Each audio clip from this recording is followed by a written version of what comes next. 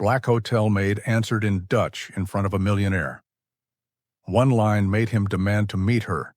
Amara's phone vibrated against her apron as she knelt by the polished marble of the Grand Meridian's lobby, wiping a faint scuff that refused to come loose. She almost ignored it. The hotel's rule book was clear: no personal calls on the floor. But the number was one she had been waiting for years. Her hand shook as she pressed the screen and leaned behind a decorative column, lowering her voice until it was a hush beneath the footfall of evening guests. "Amara Ruiz," she whispered. The voice answered in flawless Dutch, warm, measured, with the slight roll of someone educated in the Netherlands. It was Professor van der Meer from the University of Amsterdam, calling about her application for an international scholarship she had chased and lost 6 times before. Words that had been only a fevered hope suddenly unfolded into concrete plans. For a moment, the world narrowed to the tiny rectangle in her palm and the thrill of possibility that had nothing to do with dusting or detergent. Then a presence cleared her throat. A man in an immaculate suit stood a few feet away watching. Victor Hale, the owner of the Meridian chain and a name that opened doors on its own, had paused mid-stride, eyebrows raised as if he had happened upon an odd painting in the gallery. Beside him, the head of housekeeping, Evelyn Hart, had turned to glare. Amara felt her chest tighten. She ended the call quickly, her Dutch trailing in the air like a foreign note. Evelyn's footsteps were already crossing the marble. "Ruiz, my office." "Now," she snapped. The descent to the small basement office felt like a march.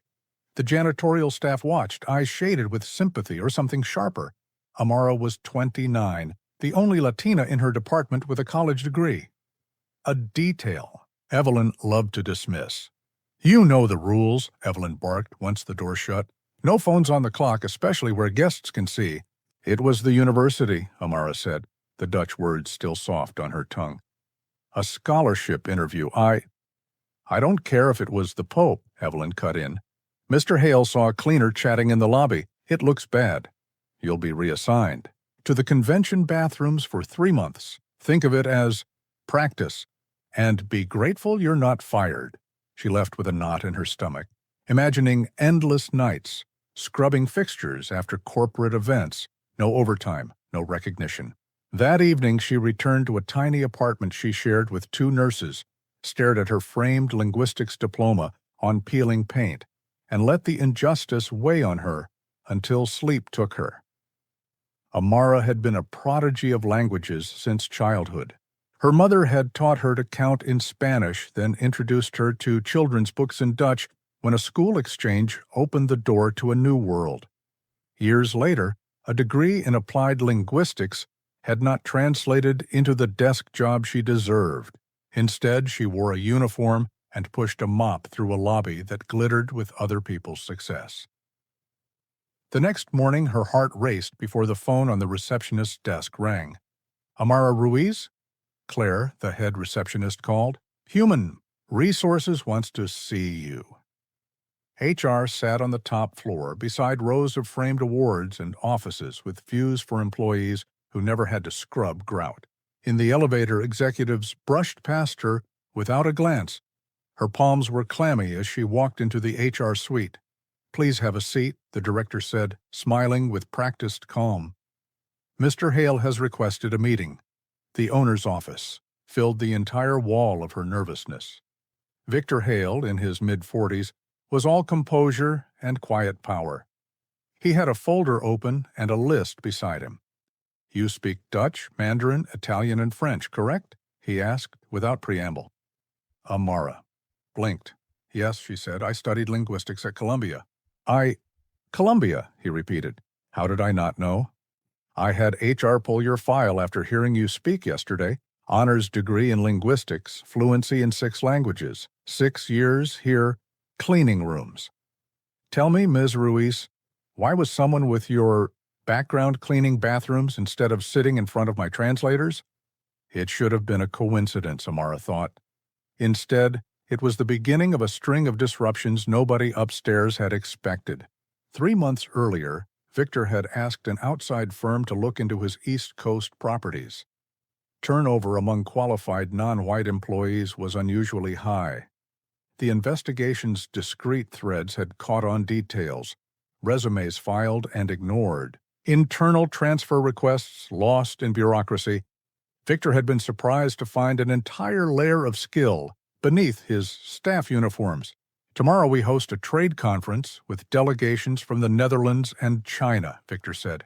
We need someone who can navigate both languages and their cultural nuances. I want you to coordinate our international relations for the event. Temporarily, $5,000 a week, starting now. The offer knocked the breath out of her.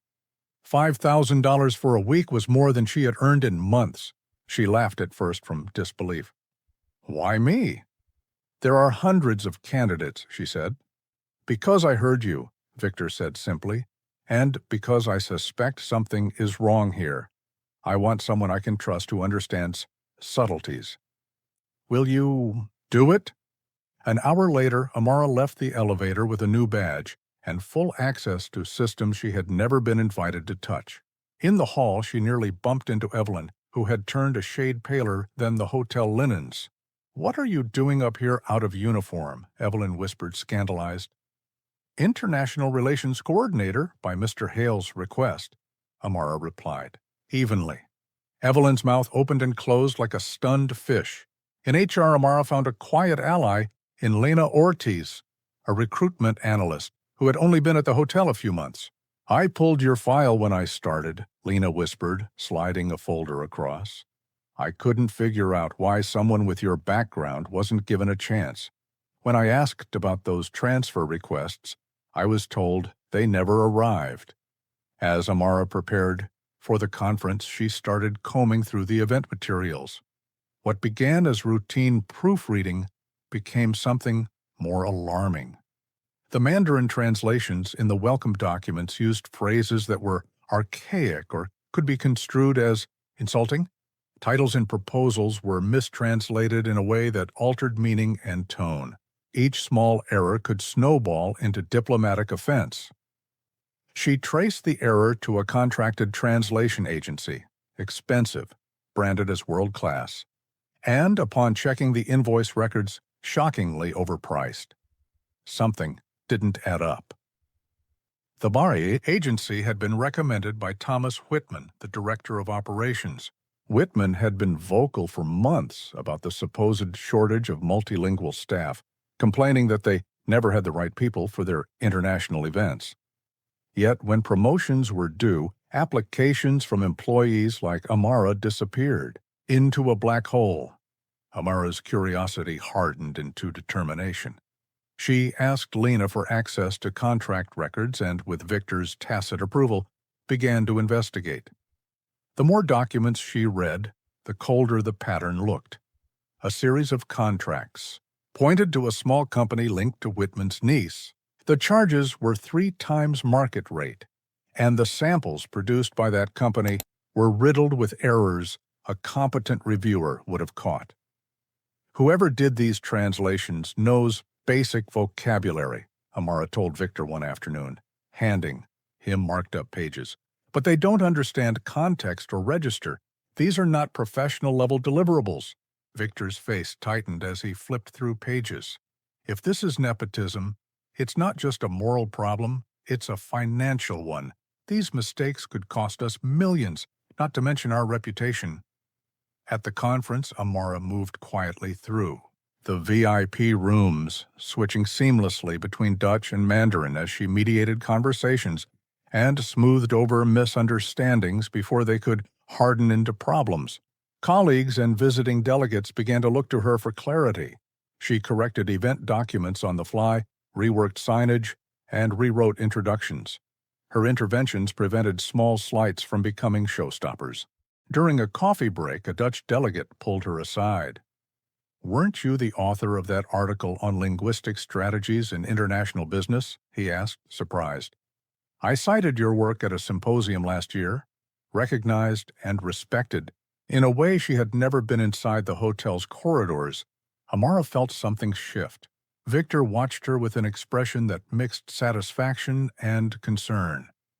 Whitman, for the first time since Amara had been a cleaner on his watch, looked uneasy. When Amara began asking HR for copies of emails and transfer logs, Lena found additional evidence: internal emails that had been ignored, transfer requests that had no follow-up, and hiring records showing a consistent pattern of eliminating qualified candidates who were not part of the social circles favored by management. When Amara gained access to contract negotiation files, she discovered an even darker seam: evidence that Whitman's niece had submitted falsified credentials, and yet the company had been paid exorbitant fees. The more she uncovered, the more the hotel's reality unraveled. Meetings were called. Victor convened an emergency review with the board. In the days before the big presentation, Amara collected copies of emails, screenshots of hiring portals, and testimonies from coworkers who had been bumped aside. She also carried a small recorder tucked into her blazer pocket, a precaution that would prove decisive. At the board meeting, Victor presented the findings. Slide after slide demonstrated the mismatch between employee qualifications and the roles they occupied, the inflated payments to outside contractors, and the pattern of sidelining non-white employees. The room was packed, executive faces drained. As numbers and anecdotes accumulated into undeniable evidence, Thomas Whitman tried to deny it. "We hire the best," he said, fidgeting. Victor tapped the table and produced invoices and emails. Then Lena walked to the front with copies of the transfer logs, requests that had been marked not received or lost. Each paper was a small accusation. When Amara played audio clips from the recorder, the board heard months of whispered contempt, threats, and racist remarks Whitman had muttered to try to cover his tracks. It was not just a scandal, it was a rupture. The board, shocked into action, terminated Whitman for cause. Evelyn Hart was suspended pending further investigation about hiring irregularities in her department. Contracts with the translation firm were frozen. The hotel prepared a public statement. Internally, Victor ordered a full audit of hiring practices across all properties. Amara stood on the stage in the company's executive auditorium as Victor spoke, her uniform replaced by a crisp suit and a new badge. "For too long," Victor said, "talent has been invisible in our halls. Today we found not only mistakes that could have cost us dearly, but a system that allowed prejudice and nepotism to thrive. We will not tolerate that." When Victor announced they were appointing Amara to oversee multilingual operations for the chain, the room erupted into applause. Some executives clapped awkwardly. The staff in the back, housekeeping, kitchen, maintenance, cheered with real, liberating noise. For the first time in years, someone from behind the service doors was being recognized in front of the entire company. Amara accepted the role with a mix of relief and quiet resolve. The salary was substantial, yes, but the real win was the authority to change the systems that had kept talent hidden. She launched an invisible talent program that identified and promoted employees whose skills had been overlooked. The program paired candidates with mentors, audited hiring decisions, and redirected funds toward internal development instead of overpriced external contracts. Within months, the metrics were impossible to ignore. Outsourcing costs for translation dropped dramatically. International client satisfaction rose, as did the morale of internal teams who finally saw promotions happen for merit, not favoritism. Amara's program identified scores of employees with advanced skills in language, finance, and technology, people whose technical competence had been buried under uniforms and assumptions. Not everyone celebrated. Whitman disputed the findings publicly for a while, spinning stories about errors and miscommunication. But the board's evidence was thorough.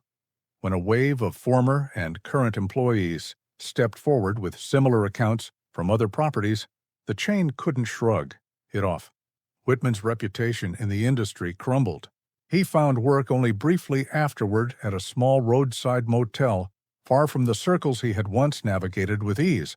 Evelyn's fall was quieter, but real. Her demotion and transfer to a lower-tier property had the keen sting of a public recalibration. Amara did not revel in it. Her satisfaction came from different places: the promotions that finally reached women and men who had long been ignored, the scholarships the hotel foundation created for employees' children, and a mentorship network that meant the next generation would have more doors open. Amara often thought of her mother, who had scrubbed hotel floors before her and had told her, in the half-light of their small kitchen, "They may not see you now, Nina, but your work is not the measure of your worth." For years, that phrase was a comfort, tucked away like spare change. Now, in a corner office with a city skyline stitched into glass, Amara put a framed letter from her mother on the desk. The project Amara initiated changed more than a few careers. It shifted culture. She insisted on transparent posting of internal openings, mandated third-party credential checks for vendors, and set up an anonymous reporting line for discrimination complaints. She worked with HR to build statistical monitoring that flagged odd hiring and promotion patterns, forcing managers to justify decisions with documented criteria. One small closing scene captured the new reality. A young housekeeper named Rosa, who had been quietly fluent in Portuguese and had taken community college courses in hospitality management in evenings, walked into HR with a timid request to apply for a junior event coordinator position. 6 months later, she was running a small events team, her laughter echoing down a corridor that used to only know the scrape of mops. Amara's rise did not erase the years of frustration or the micro-injustices that linger. There were nights she replayed the memory of Evelyn's sneer and imagined what might have happened if she had been punished more harshly. But those aches were balanced by testimony after testimony of people whose lives were altered: raises that paid medical bills, scholarships that sent first-generation students to university, and an internal culture that began, slowly and stubbornly, to do what it should have done all along. 6 months into her role, Amara received a postcard from Amsterdam and an offer to be a visiting lecturer at the University of Applied Linguistics. Professor Vandermeer had kept his word. A small circle of people who had once stood in the hotel lobby watched as she accepted, knowing she had kept her feet both in service and in scholarship. Standing at the window of her new office one evening, Amara reflected on what had started as a single forbidden phone call, a foreign language, an unintended audience, and the insistence to speak when an opportunity arrived had collided into a revelation. The scandal it unearthed was painful, but its remedy began to outshine the injury. Systems restructured, voices amplified, and a culture that slowly learned to look where it used to ignore. When she called her mother that night, her voice trembled. "I did it, Mama," she said simply. On the other end, there was a pause heavy with pride. "You made them see what we always knew," her mother replied. Amara smiled, thinking of the mop and the diploma, of the column that had hidden a conversation, and of a hotel that had been forced to reckon with itself. The victory was not only personal. It belonged to every invisible person who had waited for doors to open. Her greatest achievement, she realized, was not that she had been seen. It was that she had changed what seeing meant.